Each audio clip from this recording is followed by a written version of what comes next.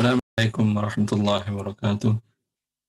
Alhamdulillah rabbil alamin wa bihi nasta'in wa nusalli wa nusallim wa nubarik ala nabiyyina Muhammadin wa alihi wa sahbihi ajma'in wa ba'd.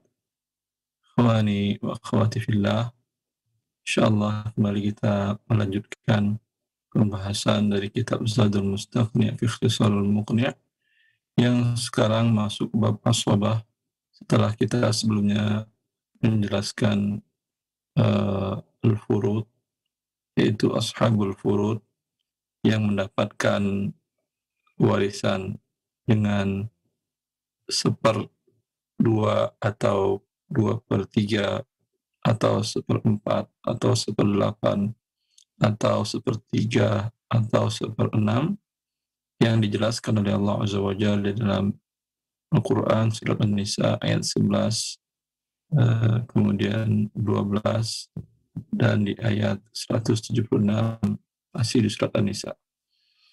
Bila masing-masing mereka sudah mendapatkan sepernya dan masih ada sisa, maka sisa ini untuk siapa? Untuk as-sabah. Siapa mereka as-sabah? Ini yang akan kita pelajari pada pagi ini. Dan seperti ini cara membagi warisan berdasarkan sabda Nabi Shallallahu Alaihi Wasallam yang diriwayatkan oleh Ibn Abbas dari Nabi Shallallahu Alaihi Wasallam bahwa Nabi bersabda yang dikeluarkan oleh Bukhari dalam sahihnya, alhiqul fara'idha bi ahliha fama baqiya fali awla rajulin dzakar. Berikanlah harta warisan kepada yang memiliki bagian tertentu seperti yang Allah jelaskan dalam Al-Quran. Bila ada sisa, maka untuk laki-laki yang terdekat dengan si mayat. Sekarang, siapa itu laki-laki yang terdekat? Ini yang kita bahas pada pertemuan kali ini. Al-Taqra, Syekh. Naam, Ustaz. Bismillah, qala al-mu'allif rahimahullahu ta'ala, babul asabat. Wahum kullu man law infarada akhadha al-mala bijihatin wahidah. Wa ma'adhi faradin ya'khudhu ma baqiya. Bab asabah. Mereka adalah setiap man law infarada akhadal mal bijihatin wahidah. Yaitu setiap orang dari ahli waris yang apabila bersendiri, maka dia mengambil harta secara keseluruhan. Dan apabila bersama dengan ahli waris yang lain, zawil furud, maka dia mengambil yang sisanya. Ini jelas. Asabah itu orang-orang yang kalau dia sendirian, walaupun dari satu jihah dia mengambil keseluruhan harta. Bisa mengambil keseluruhan harta. Kalau hanya seorang anak perempuan sendirian, karena anak perempuan bukan asabah, dia tidak bisa mengambil keseluruhan harta menurut sebagian para ulama. Kecuali para ulama yang mengatakan ada jarod. Tapi kalau ashabah, dia sendirian, tidak ada ashabul furud, maka seluruh harta bisa untuk dia walaupun dia sendirian. Dan ashabah ini mengambil sisa kalau ada ashabul furud, yaitu orang-orang yang ditentukan oleh Allah Azza wa Jalla pembagiannya dalam kitabnya. Baik.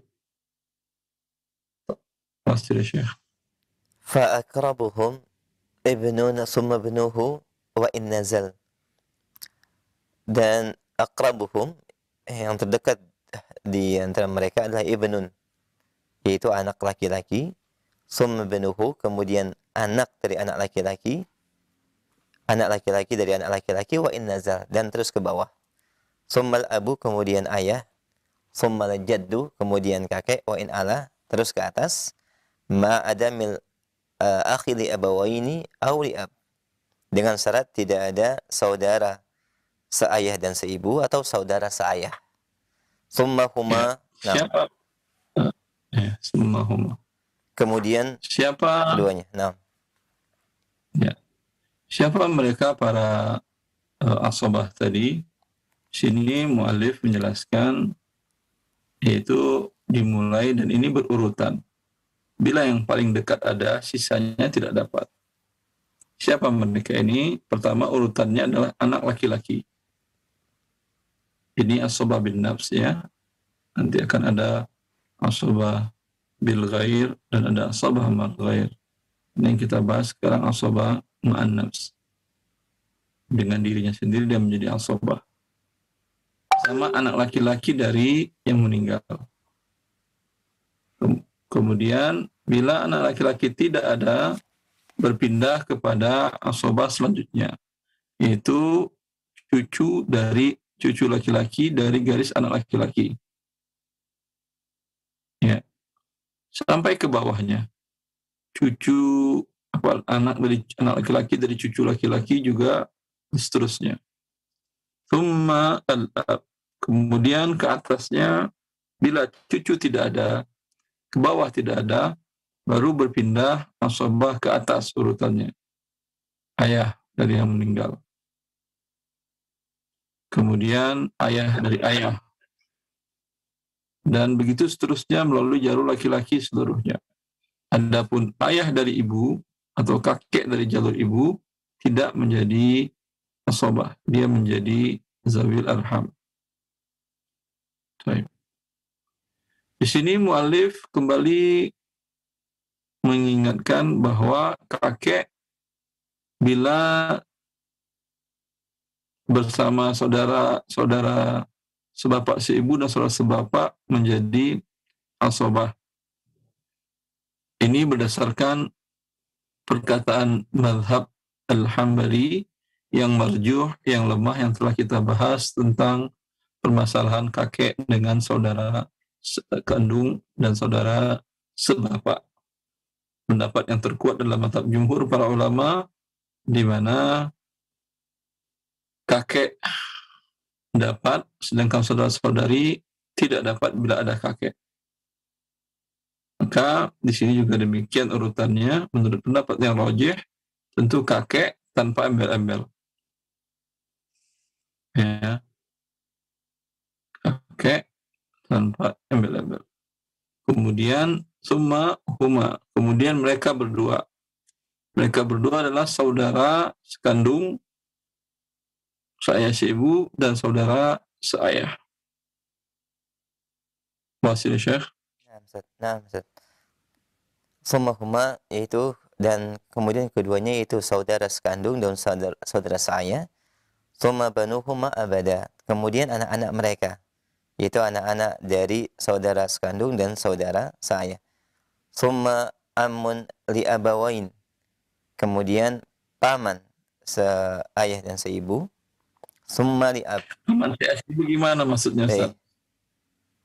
Paman seibu itu artinya paman kakek dan nenek sama dengan ayah Anda. Coba kita buatkan ininya. Bagannya mungkin biar lebih jelas.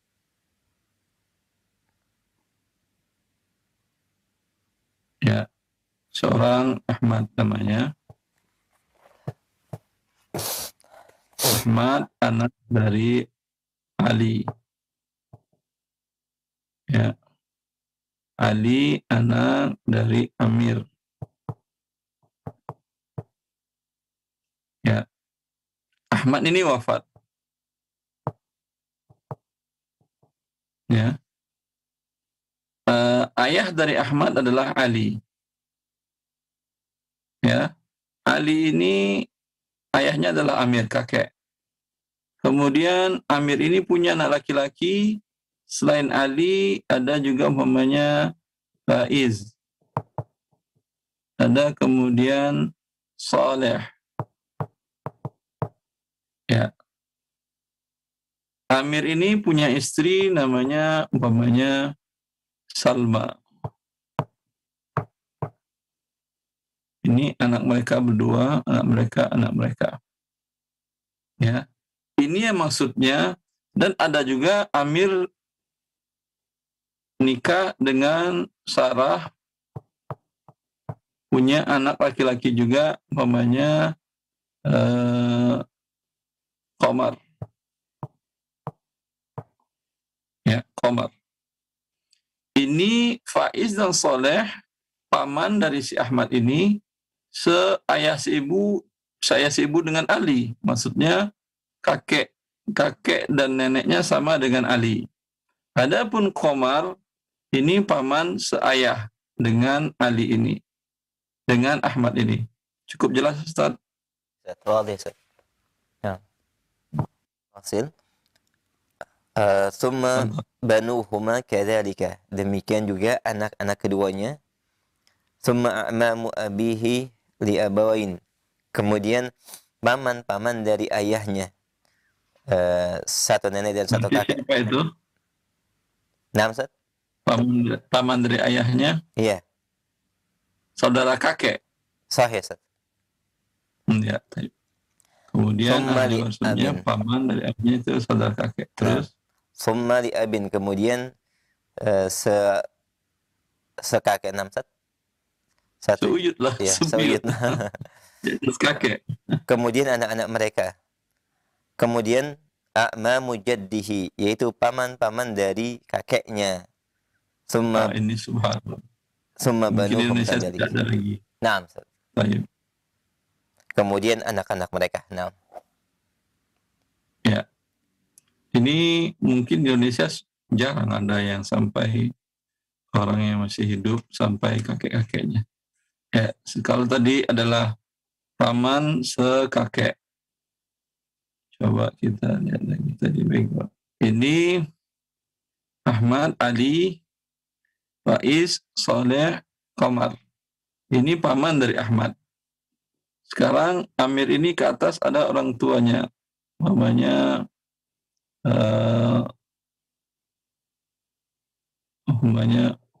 Fakar.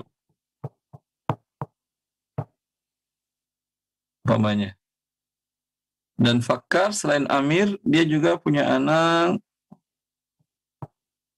pamannya Mahmud. Ini yang dimaksud di sini adalah paman dari ayah Mahmud ini. Yang satu Uyud namanya ini. Ya. Dari si Ahmad ini yang meninggal. Ya. Berarti saudara kakek Mahmud ini. Begitu urutannya. Ya. Allahu a'lam. La yarithu banu abin a'lam ma bani abin aqrab walau nazalu.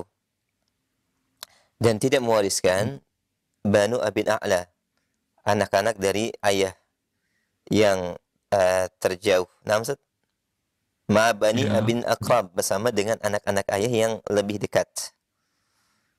Fa akhun li ab aula min amin. Dan ayah saudara seayah lebih utama untuk mendapatkan harta daripada paman. Wabnihi, dan anaknya.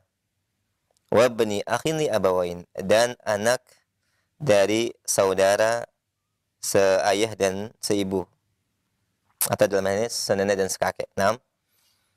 Wa huwa au ibni akhin li abin, atau ibnu akh li ab, yaitu anak saudara seayah. Aula min ibni akhin li abawain, lebih utama daripada anak dari saudara sekandung. Wa ma'al istiwa yuqaddimu man li abawain, dan apabila mereka yuqaddamu man li abawain. Wa ma'al istiwa, dan apabila mereka dalam satu level, namsat. Ya. Yuqaddamu man li abawain, didahulukan atau dikedepankan saudara sekandung. Nah, fa in udima asaba an-nasab waritha al-mu'tik thumma asabatuhu. Dan apabila tidak ada asabah an-nasab, maka warisan jatuh ke al-mu'tik thumma asabatuhu. Al-mu'tik yang dimerdekakan, namsat. Yang memerdekakan. Nah, dan warisan jatuh kepada yang memerdekakan, kemudian asabahnya. Nah, Ya. Ini mu'alif menjelaskan kaidah di sini dalam masalah paman dan anak-anak paman, dan saudara dan anak-anak saudara. Ya la yarithu, begitu tadi sampai di situ sebenarnya. sahih, Ustaz. La yarithu. La yarithu banu abin a'la ma'a bani abin aqrab wa Nah. in nazalu. Anak dari ayah yang paling tinggi, Ya. yang paling jauh, bersama keberadaan anak dari ayah yang lebih dekat kepada si mayit. Siap. Ya, itu tidak mewarisi anak dari ayah yang lebih jauh, sekalipun wa in nazalu, sekalipun dia lebih turun ke bawah lebih dekat. Allahu a'lam. Ini coba kita jelaskan dalam tulisan tadi. Di sini muallif mengatakan la yarithu banu abin a'la. Anak dari ayahnya yang posisinya di atas, berarti saudara. Umpama Fakar punya anak Mahmud, punya anak juga Karim.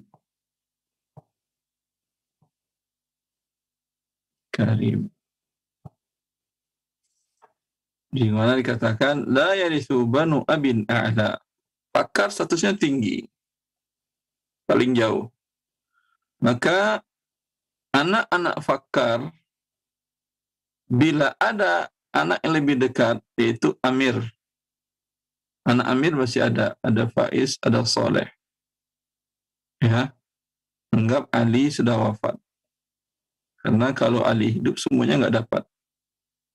Ali ayah dari Ahmad. Ali sekarang posisinya wafat.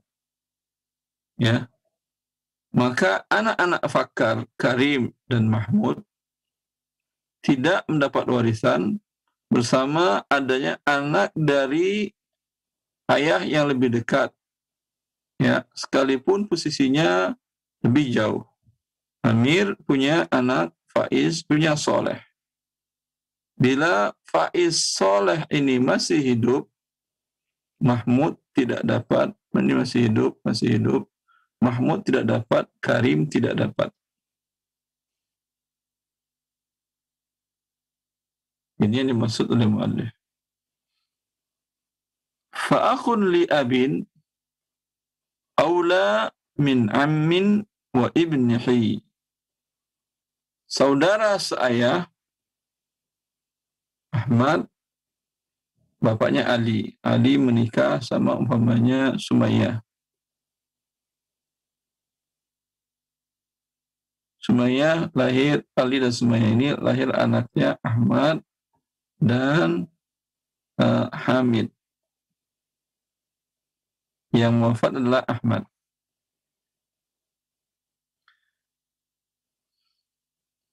Di sini muallif mengatakan fa'akhun li abin aula min am.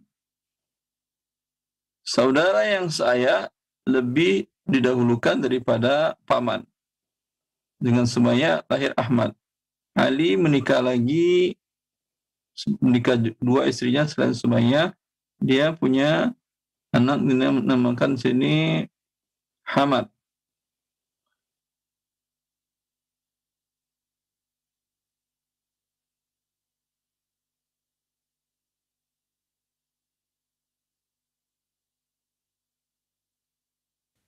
Di sini dia punya anak lagi namanya Hamad.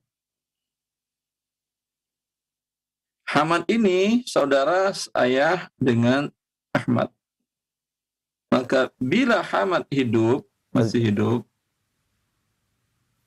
dia lebih dekat kepada Ahmad. Sehingga dengan demikian Faiz tidak dapat, Soleh tidak dapat, dan ke atas. Ya. Dan Salma, dan Mahmud dan Karim juga tidak dapat. Seperti itu.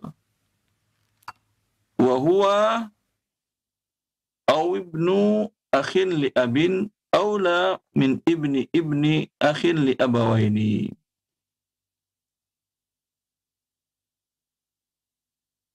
Wa huwa aula wa ibnu akhin, anak dari saudara laki-laki seayah, lebih dekat posisinya daripada anak-anak saudara seayah seibu. Ya. anak laki-laki saudara saya. Hamad ini punya anak namanya Tidak terlihat Ustaz tulisannya. Suhail. Hah? Tidak terlihat. Terlihat? Tidak Ustaz, terlalu kiri. Yang Hamad terlihat?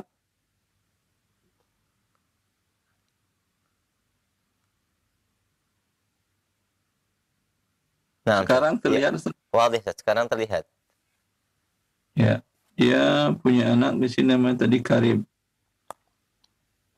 Karim sudah tadi. Hamad di sini, Hamad. Kemudian Hamad punya anak namanya, siapa kita kasih nama Ustaz? Suhail. Nah. Muhammad. Suhail. Sini mu'allif mengatakan aula min ibni akhin li abawaini. Ini memang statusnya jalurnya satu, hanya seayah. Tapi dia lebih dekat daripada Hamid seayah seibu, tapi di sini Hamid punya anak laki-laki lagi. Punya anak Hamid namanya Bakar. Bakar punya anak namanya Muslih. Ya. Walaupun Muslih, ya, ini Hamid dengan Hamad satu level, Bakar satu level dengan ini. Walaupun Muslih lebih dekat, bukan lebih dekat, lebih dua jalurnya, yaitu Sumayyah dan Ali. Nah, Sumayyah dan Ali. Sedangkan Hamad Suhail dengan satu jalur Ali saja, tapi dia lebih tinggi posisinya daripada Muslih. Maka Muslih tidak dapat. Wa ma'al istiwa yuqaddam al-abawaini. Bila satu level, Suhail dengan Bakar satu level, maka tentu yang didahulukan adalah Bakar, Suhail tidak dapat.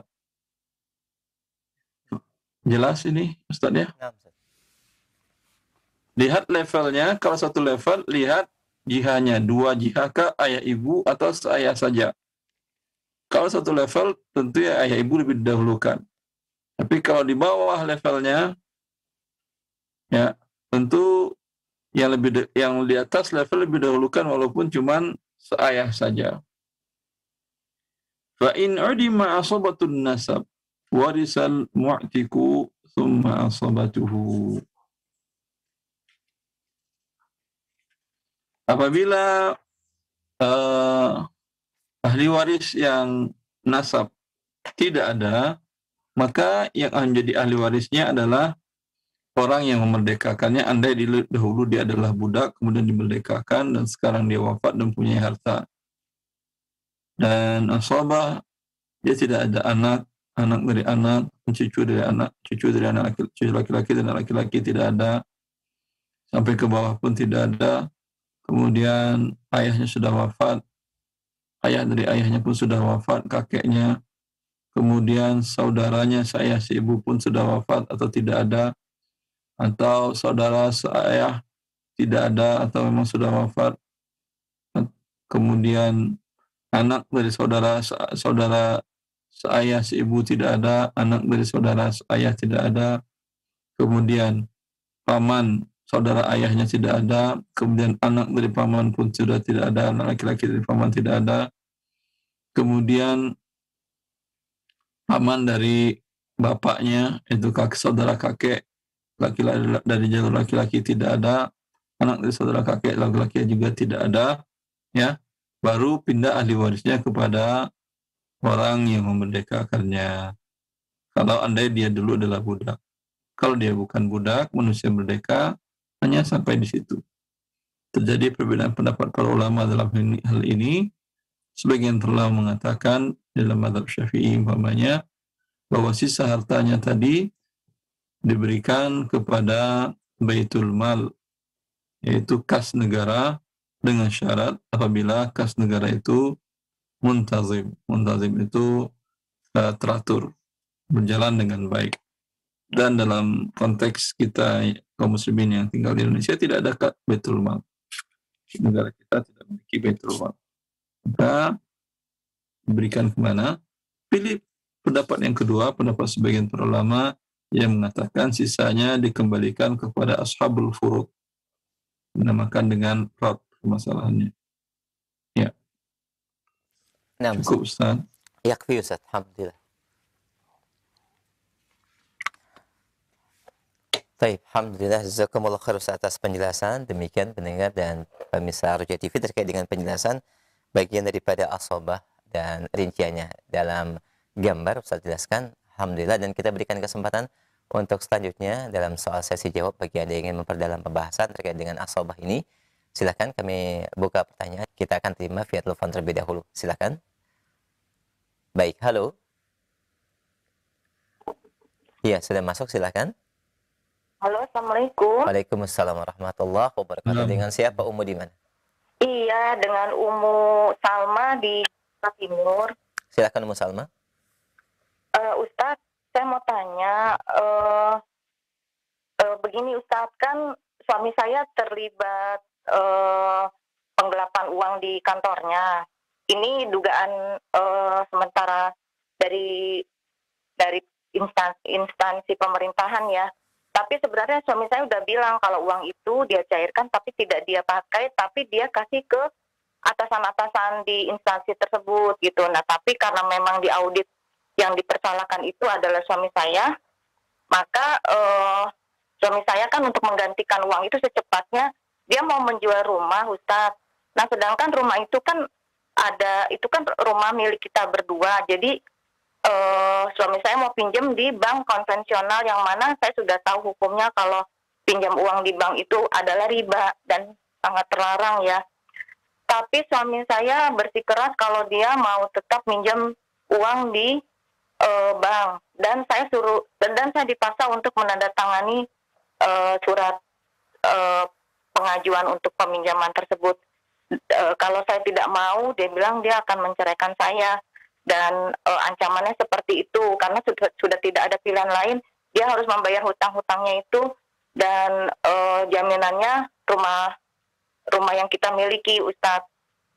Bagaimana Ustadz sikap saya untuk masalah yang saya hadapin sekarang ini? Mohon pencerahannya Ustadz. Boleh saya tidak tutup dulu ya Ustadz? Silakan. Nah, silakan Ustadz jawab. Wallahu ta'ala alam. Terkadang sebagian manusia bila terlanjur berbuat kesalahan, berbuat khilaf, dia bukannya kembali kepada Allah Azza wa Jal, tapi sebuah kekhilafan, sebuah kesalahan, dia buat kesalahan baru, yang kemudian mengenang dosa baru lagi, mengundang dosa baru lagi yang lainnya. Ini mungkin yang diingatkan oleh para ulama, jangan pernah berani berbuat dosa sekecil apapun, karena dia akan memanggil teman-temannya yang lain untuk seseorang melakukannya. Maka ingatkan suami Anda kepada Allah Azza wa Jal, ini bagian dari tipu daya syaitan. Anda terlanjur berbuat kesalahan, harusnya bertobat kepada Allah Azza wa Jal. Minta ampun kepada Allah Azza wa Jal. Tapi karena dia berkaitan dengan hak manusia dan bahkan hak negara, umpamanya instansi, maka Anda wajib membayarnya. Kalau tidak Anda bayar di dunia, bayar di akhirat. Kemudian, bagaimana cara membayarnya? Ini suatu dosa sudah terlanjur dilakukan. Jangan membuat dosa yang baru lagi, yang dosanya juga sangat besar dan bukan kecil. Itu dosa memakan harta riba. Atau memberi makan riba, mendapat kutukan dari Allah dan Rasulnya. Dan perang melawan Allah dan Rasulnya. Ya. Kemudian malah mengancam untuk menceraikan istri. Ini kesalahan yang fatal lagi.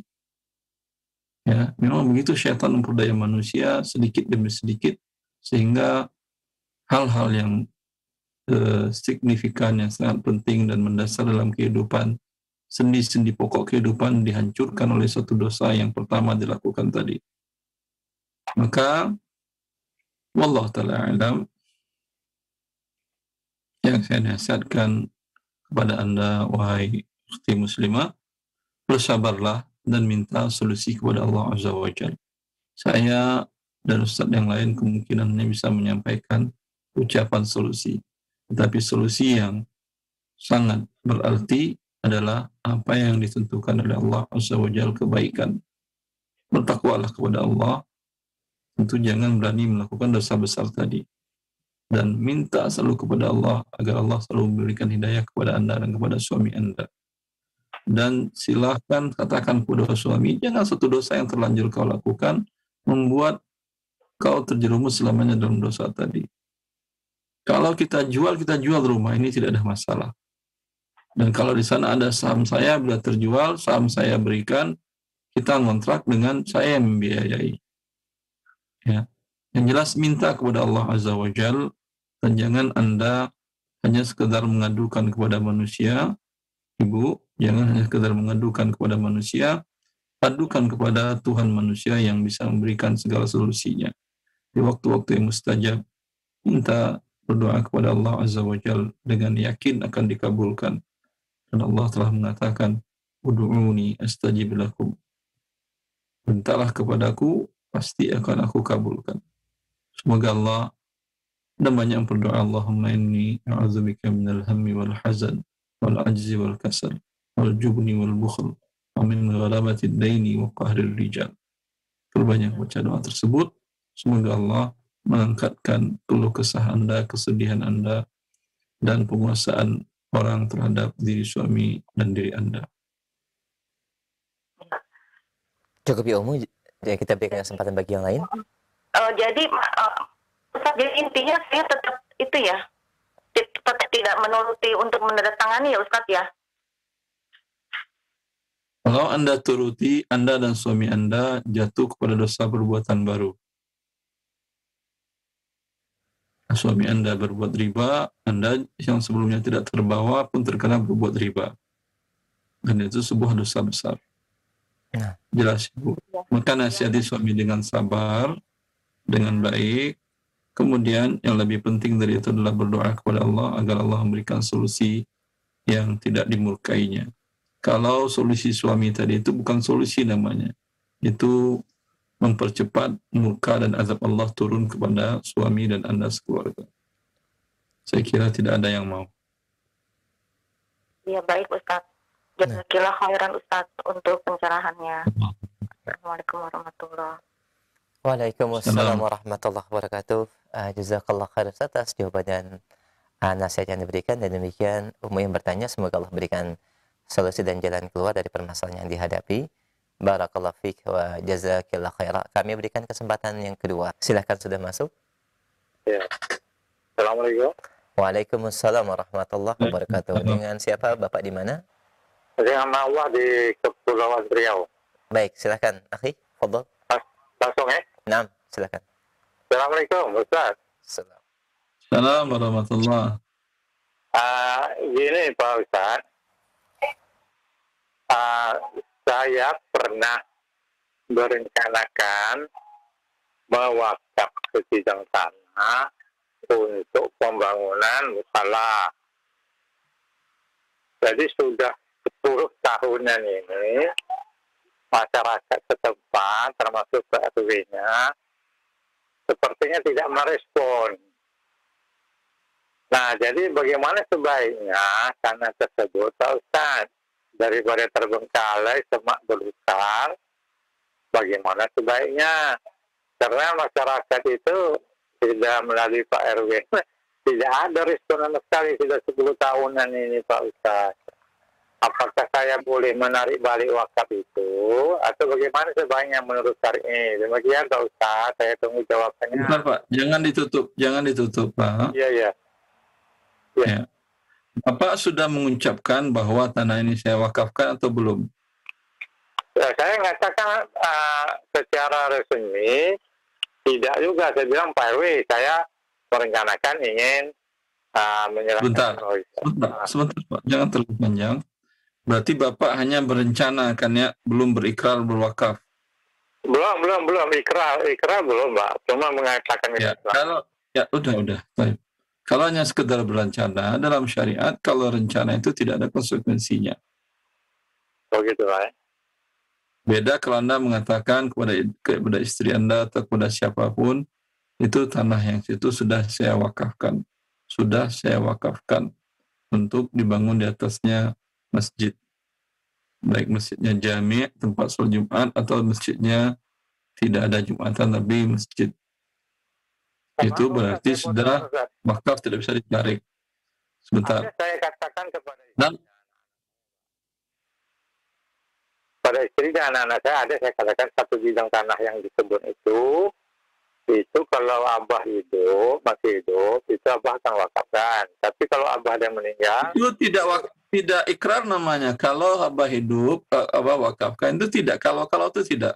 Kalau yang ikrar itu sudah pernah Anda ucapkan, itu tanah di situ sudah abah wakafkan untuk dibangun masjid. Pernah? oh gitu Pak ya. Jadi belum. Coba ingat-ingat lagi. Kalaupun pernah, tetapi ternyata di sana orang-orang tidak memberikan tanggapan dan Anda pun tidak mempunyai kemampuan untuk membangunnya, hanya kemampuan tanah saja. Ya, coba Anda cari tahu. Anda cari tahu di daerah lain yang komplek perumahan lain yang mereka punya lahan sudah dan bangunan yang mereka tidak ada. Dan di sana umpamanya jamaah yang akan melakukan sholat berjamaah di sana. Sehingga lebih bermanfaat. Ini boleh tanah ini Anda jual, walaupun sudah ikrar tadi, sudah Anda katakan, itu sudah abah wakafkan. Itu boleh Anda jual, Anda pindahkan ke tempat yang lebih bermanfaat. So, kalau saya jual tidak saya manfaatkan begitu, gimana boleh tak Pak? Kalau Anda belum berikrar tadi, boleh. Anda jual, uangnya Anda pakai untuk kehidupan sehari-hari, boleh. Oh, jadi kalau belum Anda mengatakan, ini tanah sudah saya wakafkan. Jadi mohon maaf Pak, kalau yang ikrar yang dimaksud itu macam mana Pak, yang semestinya itu Pak, ucapannya itu Pak? Yang semestinya ucapannya Anda mengatakan tanah itu sudah saya wakafkan, atau tanah itu telah saya wakafkan, atau tanah itu statusnya wakaf. Oh, Tapi kalau ucapan kalau berencana nanti itu tidak ada konsekuensi dalam syariat. Itu saja. Sebenarnya sudah 10 tahun Pak terbengkalai kalian kan? Baik, cukup jelas ya Pak jawaban dari Ustaz, insyaallah. Nah, baik, jazakallah khair kepada pendengar kita, barakallah fiqh. Dan kita berikan kesempatan kembali masih di via telepon. Dan bagi Anda yang baru bergabung dalam pembahasan bab waris secara khusus, kita persilakan silakan kita angkat kembali. Halo. Iya, sudah masuk, silakan. Halo, selamat pagi. Assalamualaikum warahmatullahi wabarakatuh. Waalaikumsalam warahmatullahi wabarakatuh. Silakan Pak, dengan siapa di mana? Dengan hamba Allah yang ada di Bali, Pak. Ahlan, silakan pertanyaannya Pak. Saya bekerja di salah satu perusahaan swasta yang ada di Bali. Di sini saya sebagai selaku karyawan menerima bantuan BSU dari pemerintah, tapi diharuskan. BSU itu apa? Ya, halo. BSU itu apa? BPJS Pak, BPJS Ketenagakerjaan, bantuan dari pemerintah. Tapi harus buka rekening tabungan di bank konvensional. Gimana itu Pak? Saya ingin tanya. Untuk rekening gaji atau untuk rekening apa itu? Rekening karena dicairkan uang bantuannya itu Pak, rekening di bank konvensional. Kalau bank-bank ini nggak ada di apa itu? Di setiap karyawannya itu harus buka di bank konvensional katanya. Kalau mau ngambil uang dari bantuan pemerintah itu gimana Pak? Hak Anda atau bantuan? Itu bantuan. Anda itu sebentar. Hak Anda itu maksudnya uang Anda dulu dipotong untuk iuran BPJS Ketenagakerjaan, umpamanya itu hak Anda. Kalau memang atau gaji Anda sudah memberikan jasa sehingga Anda berhak dapat gaji. Kalau mereka mengatakan demikian dan Anda sudah berusaha maksimal dan tidak bisa, ya apa boleh buat, ini darurat, namanya hilang hak Anda. Ya. Kalau yang Oh, BS iya, iya. ini bantuan apa ini namanya? Bantuan pemerintah yang 1 juta setiap karyawan itu Pak, dari apa itu? Dari pemerintah katanya, dari Baik. pemerintah. Baik. Itu bantuan. Anda kondisi dalam keadaan fakir miskin atau tidak? Saya salah satu Kehidupan cukup karyawan Pak, saja atau tidak? Ya wallah ta'ala alam. Kalau memang itu hak Anda dan Anda butuh, Anda buka, nanti kalau sudah masuk Anda tutup lagi. Oh gitu Pak ya. Iya, iya. Ya. Demikian, Terima kasih Pak. pendengar baik. Terima kasih Alhamdulillah. Pak. Jazakallah Terima khair. kasih. Ya. Nah, Iya, iya. Assalamualaikum warahmatullahi wabarakatuh. Waalaikumsalam warahmatullahi wabarakatuh. Jazakallah khair pendengar kita yang ada di Bali, dan barakallah fiik ya. Semoga Allah mudahkan. Kita berikan kesempatan yang berikutnya masih di line telepon. Halo. Silakan, sudah masuk. Ya, halo. Halo, Assalamualaikum Ustaz. Waalaikumsalam warahmatullahi wabarakatuh. Dengan siapa Bapak, di mana? Mau tanya Ustaz. Dengan siapa, di mana Pak? Mohon maaf. Danang di Lampung. Pak Danang di Lampung, silakan. Ya, ini Ustaz, saya 2014 itu merantau ke Lampung dari Jawa. Nah, kami kan pegawai, terus gaji kami kan tiap bulan kan nggak cukup. Disuplai sama bapak dari Jawa, ditransfer tiap bulan kalau ada kekurangan. Sampai ngumpul sekitar 10 juta. Nah, bapak bilang, ini saya tanya, Pak, ini nanti kembaliinnya gimana? Untuk kembaliannya nggak usah dipikir. Nanti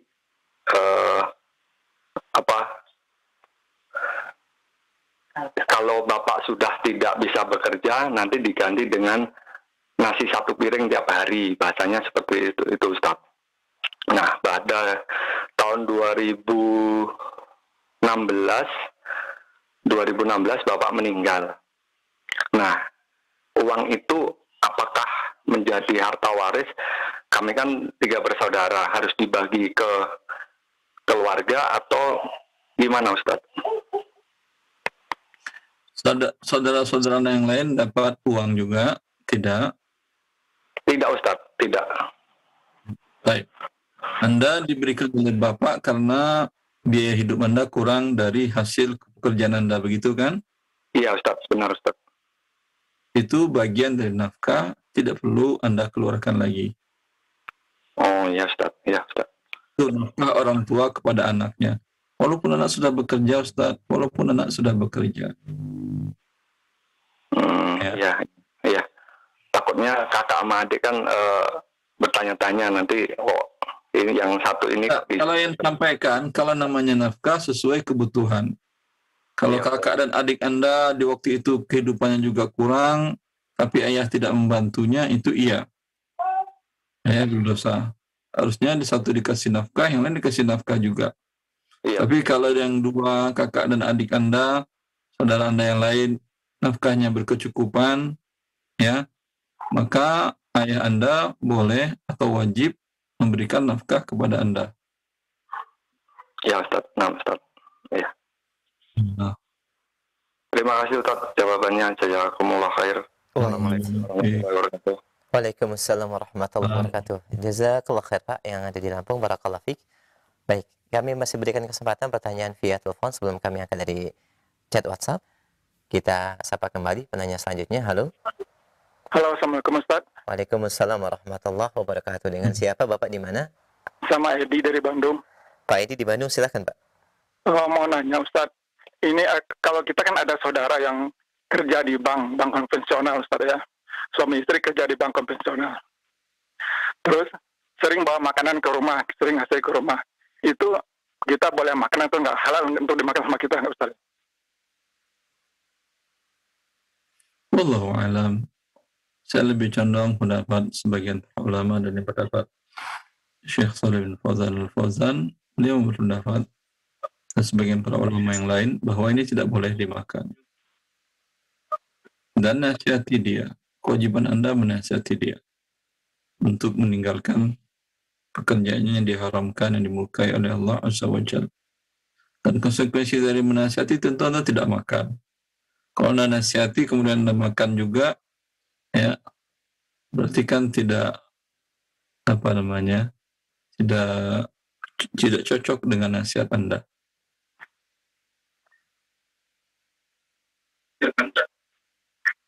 Kalau kita nggak mampu menasihati, maksudnya dia itu kan lebih dewasa dari kita, Ustaz ya.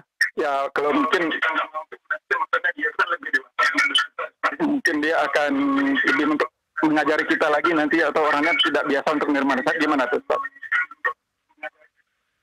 Nasihat itu tidak mesti Anda yang berbicara. Kalau Anda sungkan dan malu dan segala macam, Anda tinggal ambil sekarang dari buku, Anda foto bagian itu saja yang menjelaskan bahwa bekerja di lembaga keuangan diharamkan oleh para ulama dunia dari 5 muktamar internasional yang dihadiri oleh ratusan para ulama dunia. Tidak ada beda pendapat di antara mereka. Bekerja di lembaga keuangan konvensional adalah riba yang dimurkai oleh Allah. Kalau mereka bilang apa-apaan sih internasional, Anda berikan juga fatwa Dewan Syariah Nasional MUI yang mengharamkan lembaga keuangan konvensional.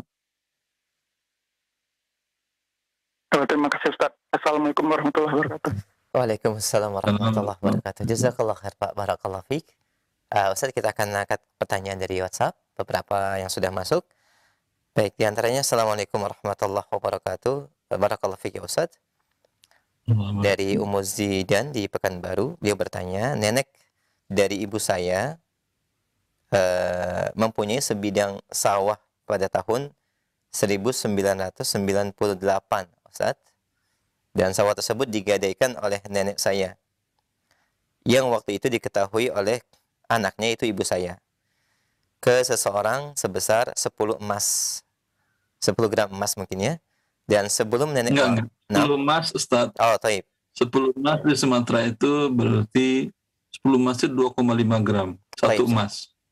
10 emas 25 gram berarti. Baik, ke seseorang sebesar 10 emas. Dan sebelum nenek wafat pernah berwasiat kepada ibu saya bahwa bagi siapa di antara cucu-cucu ini yang mau menebus sawah yang tergadai tersebut, maka sawah tersebut boleh menjadi hak miliknya. Maka saya atas izin suami menebus sawah tersebut dan sampai hari ini kami menikmati hasilnya. Apakah hal ini sudah halal menjadi hak milik kami, Ustaz? Jazakallah khair. Sebentar. Anda cucu dari hubungannya nasabnya apa tadi? Nenek dari ibu. Nenek dari ibu, Ustaz? Sahih, Ustaz. Sahih. Naam. Ini sekarang yang penanya. Iya. Punya ibu. Naam. Ibunya punya ibu. Naam. Ya. Berarti ini kan bukan penanya, bukan ahli waris. Naam. Ya. Kalau bukan ahli waris, berwasiat boleh. Ini namanya kan wasiat. Ya. Karena dia tidak bisa membeli harta tersebut. Harta tersebut statusnya milik siapa? Harta tersebut statusnya milik para ahli waris dari nenek yang meninggal tadi, yaitu anak nenek laki-laki dan anak nenek perempuan.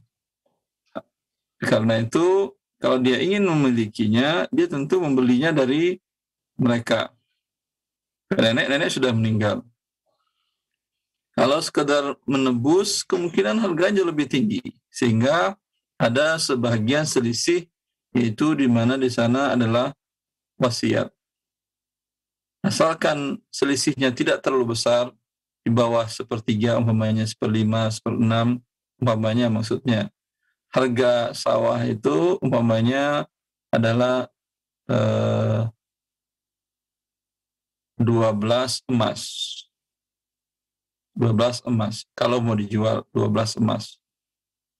Ya. 12 emas itu dia 1 emas kalau di Sumatera itu 2,5 gram. 3 kali 12 kali 2,5. 12 emas. Tapi dia sekarang bayarkan kepada yang memberi pinjaman sebanyak 10 emas. Berarti dia mendapatkan, kalau diambil seluruhnya berarti dia mendapat wasiat sebanyak 2 emas. 2 emas tidak sampai sepertiga dari 10 emas tadi. Ya, maka yang 2 emas halal untuk dia, yang 10 emas tinggal dia beli akadnya kepada para ahli waris. Mereka setuju atau tidak? Bisa dipahami? Nah, Masya Allah. Seperti itu. Kalau mereka setuju, alhamdulillah. Kalau mereka tidak setuju, ya Anda berarti sifatnya adalah memberikan pinjaman. Kalau pinjaman tentu tidak halal Anda ambil manfaat dari sawah tersebut. Sekarang yang Anda lakukan adalah meminta hak kepada ahli warisnya. Apakah dengan Anda beli dari mereka, karena itu sekarang hak mereka, bukan hak nenek lagi dengan dia wafat. Ya, wallahu a'lam. Nah, Ustaz, alhamdulillah, jazakallah khair atas jawaban dan nasihat yang disampaikan. Demikian Ummu Zidan di Pekanbaru. Ya, pertanyaan sudah dijawab, barakallahu fik. Kami angkat kembali pertanyaan berikutnya. Assalamualaikum warahmatullahi wabarakatuh. Seorang ibu memiliki rumah, Ustaz. Akan tetapi sertifikatnya dijaminkan ke sebuah lembaga keuangan. Kemudian si ibu ini menghibahkan rumah tersebut kepada anaknya, yaitu si A, namun belum bisa diserah terimakan sertifikatnya karena masih ada di lembaga keuangan. Kemudian si B, anak lain dari si ibu, bermaksud membeli rumah tersebut dan si B berakad kepada si ibu, sedangkan si A merasa sudah dihibahkan dan harusnya akadnya kepada dirinya. Mana yang benar, Ustaz, dari permasalahan ini? Jazakallah khair. Yang benar, ini si ibu menjual kepada anaknya, itu yang benar. Karena hibahnya kepada anak yang pertama belum mengikat. Dan belum mengikat, si ibu berhak menarik kembali hibahnya tadi. Ya, Allah. Jazakallah khair, Ustaz. Demikian pendengar yang bertanya, sudah dijawab pertanyaannya, barakallahu fik. Dan kami angkat kembali pertanyaan berikutnya dari pendengar yang lain. Beberapa pertanyaan sama disampaikan. Assalamualaikum warahmatullahi wabarakatuh. Apabila kita memberikan harta atau hadiah kepada orang tua, Ustaz, seperti rumah, lalu bagaimanakah bila orang tua sudah meninggal? Apakah harta yang kami berikan itu sudah bisa dikatakan menjadi harta waris dari ibu? Jazakallah khair. Kalau orang tua sudah menerimanya, dia tinggal di sana walaupun belum balik nama, dia tempatin, atau dia tidak tempatin, dia sewakan, tapi uangnya milik dia, berarti sudah dia terima itu rumah. Ketika dia wafat, tentu statusnya adalah harta warisan si orang tua tadi. Kecuali kalau dari awal umpamanya Anda hanya untuk manfaat orang tua, tentu Anda katakan, ini rumah saya pinjamkan kepada ayah dan ibu. Silakan ditempatin, anggap ini rumah mereka berdua. Pinjam sih statusnya. Ya, tapi kalau hibah seperti tadi. Wallahu a'lam. Dan yang ditanyakan karena hibah, maka dia statusnya menjadi waris bila sudah mereka terima. Masya Allah, alhamdulillah, jazakallah khair atas jawabannya, Ustaz. Demikian pendengar yang bertanya, alhamdulillah telah terjawab, barakallahu fiik. Pertanyaan berikutnya kami angkat dari pendengar kita di Jawa Barat. Assalamualaikum warahmatullahi wabarakatuh. Ustaz, izin bertanya tentang hak waris untuk anak perempuan saya yang hanya satu orang saja, itu anak tunggal, Ustaz. Saya berencana untuk membuat akad hibah seluruh harta kami untuk anak perempuan yang saya hanya satu orang ini, Ustaz. Apakah hal ini dibenarkan secara syariat? Jazakallah khair.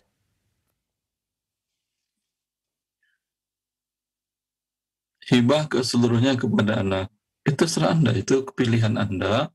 Tapi kalau hibah itu tidak mengikat kecuali sudah serah terima. Cuman dampaknya kalau sudah serah terima, Anda akan repot bila Anda masih membutuhkannya. Ternyata Allah memberikan umur lebih panjang kepada Anda daripada kepada anak. Ya, maka Allah Ta'ala alam. Ya, kalau Anda tanyakan mana yang lebih baik, biarkan sajalah berjalan. Nanti ketika Anda wafat, tidak ada yang rugi. Tidak ada, Allah yang memberikan kepada semua para ahli waris Anda. Kalau Anda punya saudara laki-laki, saudari perempuan, dapat dari warisan Anda tersebut. Anda juga memberikan manfaat kepada orang yang dekat rahimnya dengan Anda. Wallahu a'lam. Nah, Ustaz, jazakallah khair atas penjelasan dan jawabannya. Demikian pendengar yang bertanya sudah dijawab. Barakallahu fiik.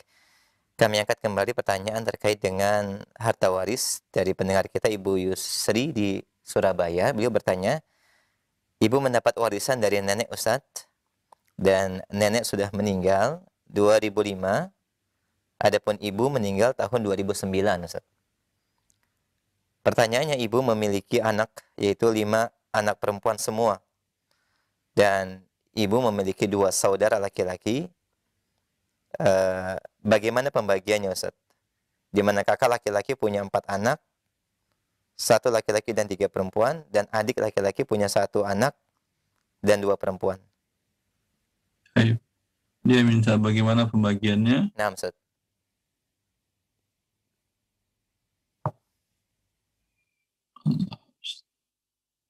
Coba seperti apa tadi?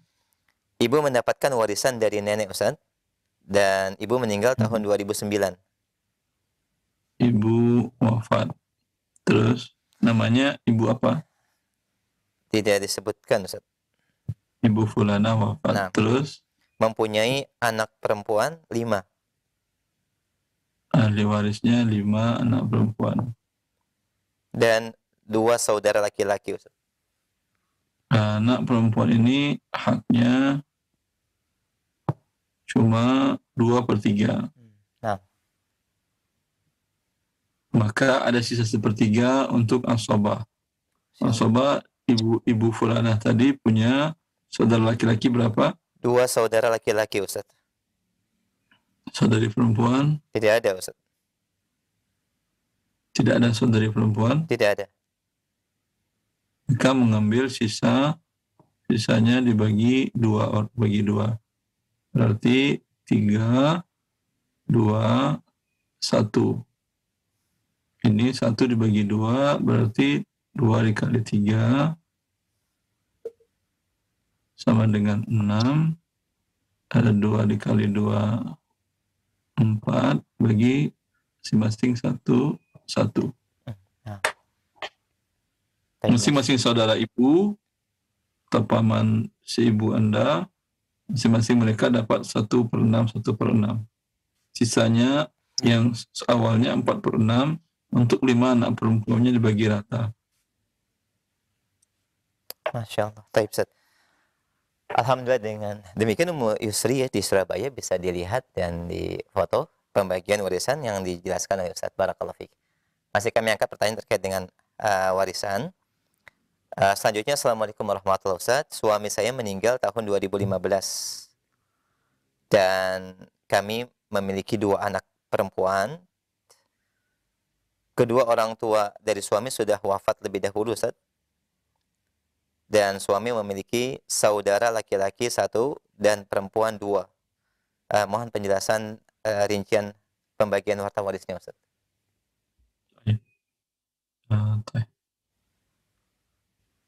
Ya.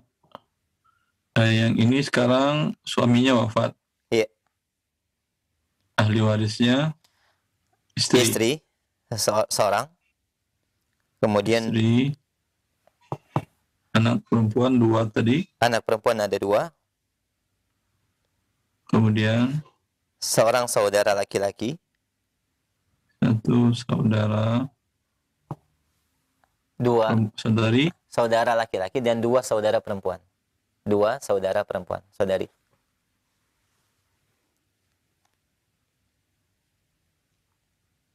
Istri karena ada anak 1/8. 2 anak perempuan 2/3. Ini mereka asabah mendapatkan sisa. Berarti 8 dengan 3, KPK-nya 24. Dapat 24 bagi 8, 3. 24 bagi 3, 8 kali 2, 16. Sisanya 19. 24 dikurang 19, sisa 5. 5 akan dibagikan kepada saudara laki-laki 1, 2 bagian, 2 tambah 2, 4. 5 dibagi 4, ada pecahan 4 dikali 24 sama dengan 96.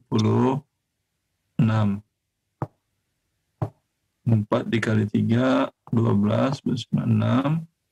4 dikali 16 berapa Ustaz? 64. Nah, Ustaz. 64. Kemudian di sini sudah laki-laki 10, sudah di perempuan masing-masing 5. Insyaallah. Ya.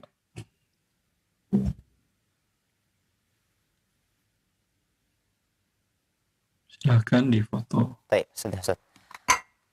Baik, alhamdulillah jazakallahu khair Ustaz. Demikian pendengar yang bertanya alhamdulillah sudah dijawab dan dirinci oleh Ustaz dalam bagian barakallahu fik. Kami masih angkat kembali pertanyaan dari pendengar kita. Ada yang bertanya terkait dengan warisan dari Ibu Diah di Bekasi. Beliau bertanya bagaimana Ustaz cara membagikan warisan di mana suami saya yang bernama Sutrisno wafat pada bulan Juli 2021 dan meninggalkan seorang istri, 5 anak, 3 laki-laki dan 6. Sebentar Ustaz. Sutrisno wafat di halaman selanjutnya. Sutrisno wafat.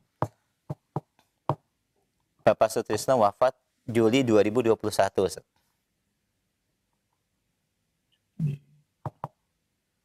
Semoga Allah mengampuni dosa-dosanya dan merahmatinya dan menempatkan dalam surganya. Allahumma amin. Amin. Ahli warisnya istri, Ya, 6 istri. ayah ibu Sutrisno tidak ada disebut di situ. Ada Ustaz, ibunya masih hidup Ustaz. Ibu. Terus Anak laki-laki 3 orang.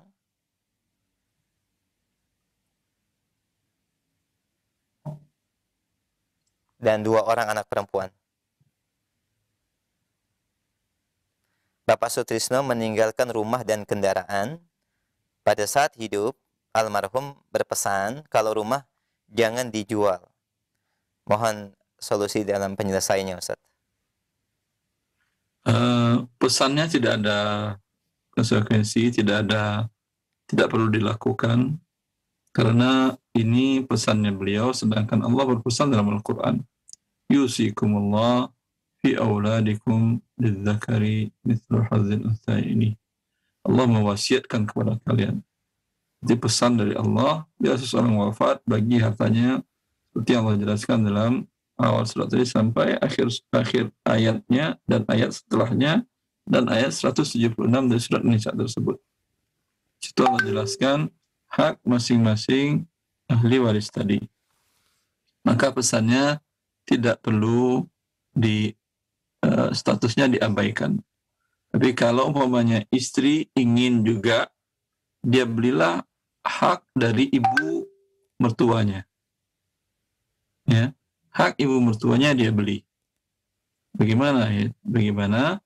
Kita bagi dahulu, istrinya dapat 1/8. Ibunya dapat 1/6. Sisa untuk anak-anak. 8 dengan 6, 24. 3 per 24, 4 per 24. Nah, sisa sini 17. 17 akan dibagikan 3 anak, 2 bagian. Berarti 6 tambah 2, 8. 17 bagi 8 ada pecahan. 8 kali 24. 172, Ustaz. 100 berapa, Ustaz? 86. 24 kali 8, Ustaz. Ya. Nah, 192, Ustaz. Ya, 192. 8 kali 3 sama dengan 24. 8 kali 4 sama dengan 32. Kemudian laki-laki masing-masing 34. 34. Anak perempuan masing-masing 17. Ya. Kalau istri umpamanya ingin rumah tidak dijual, dia beli saham ibu tadi. Dia nilai berapa harga rumah itu, kemudian dia bagikan ke 192 rumah, umpamanya rumah 500 juta. Harga rumah 500 juta. 500 juta dibagi 192 berapa, Ustaz? 500 juta dibagi 92. 192. Oh, mohon maaf. 192. Dua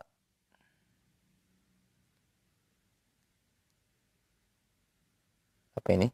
2.600.000. 2,6 juta. Nah, Dia beli saham ibu 2,6 juta kali 32. dikali 32. Nah.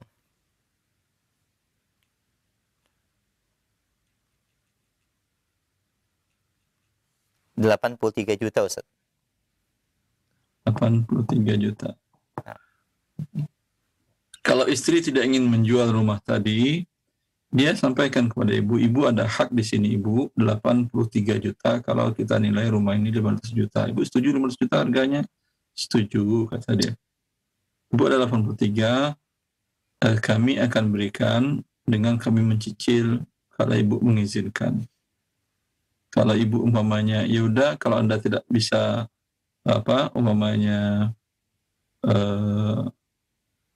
mencicilnya, minimal bayar uang sewa hak ibu, yaitu 1/6 dari rumah tadi. Kalau harga rumahnya disewa 600.000, berarti 100.000 Anda bayar ke ibu setiap bulan. Jelas. Tapi dengan syarat tentu Anda memiliki pemasukan yang lain untuk anak-anak ini. Tapi lihatlah kalau anak-anak masih kecil, sebaiknya dijual aja, kemudian ngontrak atau tinggal di rumah yang lebih kecil, beli rumah lebih kecil umpamanya. Ya, yang terbaik. Wallahu a'lam. Baik, alhamdulillah. Jazakallah khair. Demikian yang bertanya, silakan nanti difoto kembali atau dilihat kembali. Barakallahu fiik wa jazakumullah khair. Demikian, dan Ustaz, kita berikan satu pertanyaan terakhir via telepon bagi Anda yang bertanya secara langsung, dan kami sapa kembali. Halo, silakan, sudah masuk. Assalamualaikum. Waalaikumsalam warahmatullah. Dengan siapa Bapak, di mana? Dari hamba Allah dari Kalimantan, Pak. Silakan Bapak, silakan pertanyaannya. Assalamualaikum, Ustaz. Waalaikumsalam warahmatullah. Pertanyaannya, saya kan tahun 2014 dihibahkan bapak saya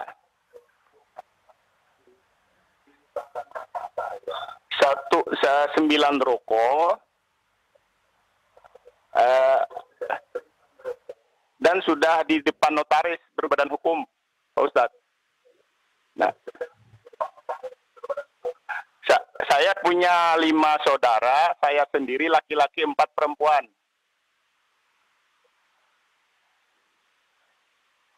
Nah, singkat kata, bapak saya meninggal tahun 2018.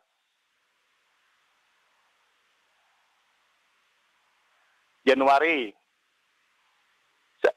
Setelah itu kakak saya tertua perempuan itu menggugat saya di pengadilan agama, Ustadz. Nah, sudah beberapa kali. Pertama itu di NU, Pak Ustadz.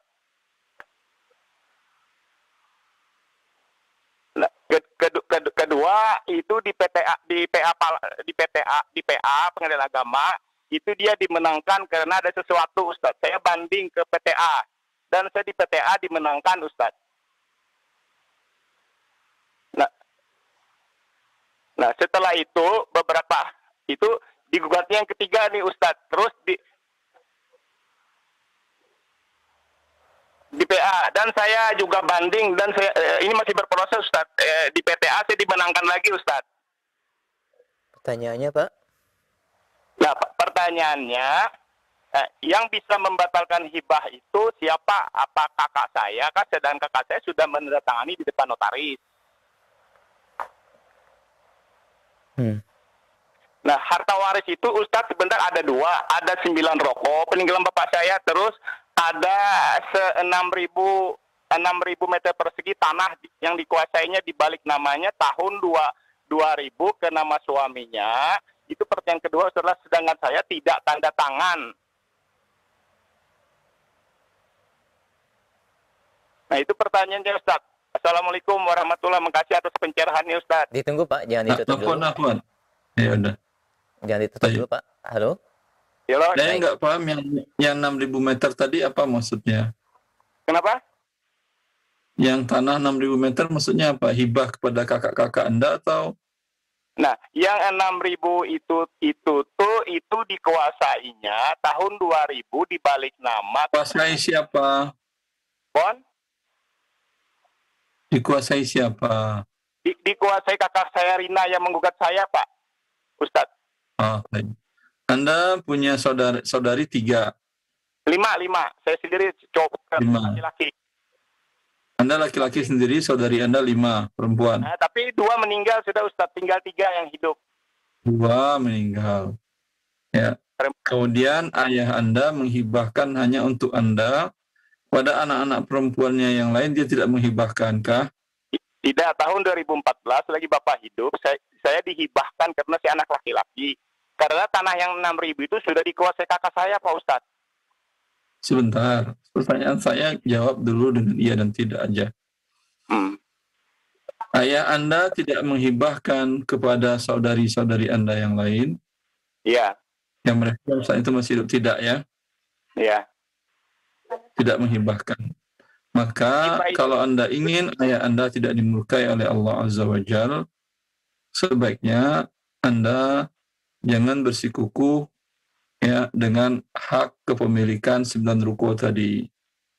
Sebaiknya Anda berikanlah kepada mereka umpamanya yang tersisa, yang masih hidup, ya. Anda berikan umpamanya 1 orang 1 ruko, 1 orang 1 ruko. Kan tinggal lagi berapa orang? Berlagi tinggal 3. Ya, 6 bagi Anda kan cukup lebih banyak itu. Jelas. Daripada Anda bawa ke pengadilan. Ya. Sebentar Ustadz, harta waris itu 2 Ustadz.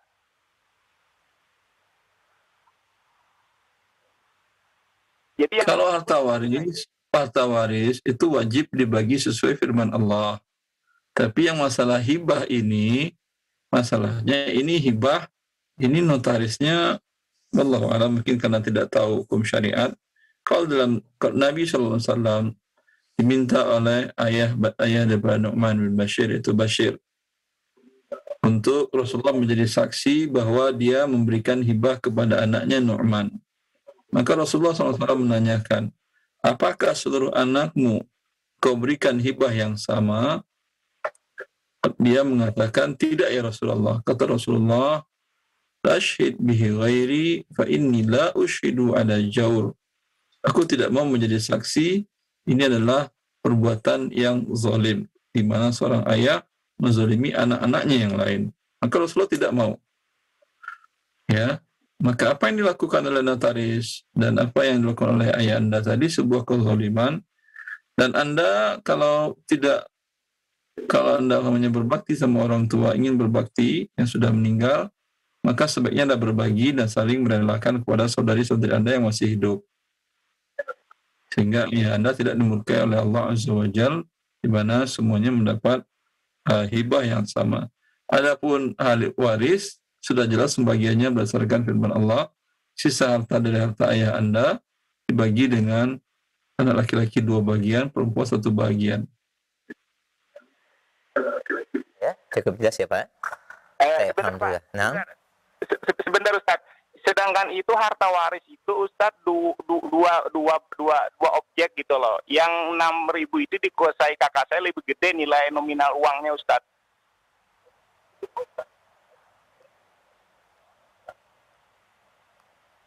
Hibah dari ayah Anda kan tidak. Kenapa Ustaz? Tadi Anda mengatakan apakah ya Anda menghibahkan kepada yang lain, Anda katakan tidak.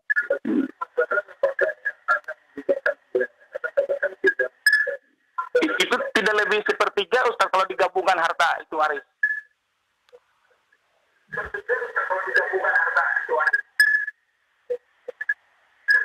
Bapak, tadi kan saya katakan itu kan bukan hibah, dikuasai oleh anak. Berarti kan ya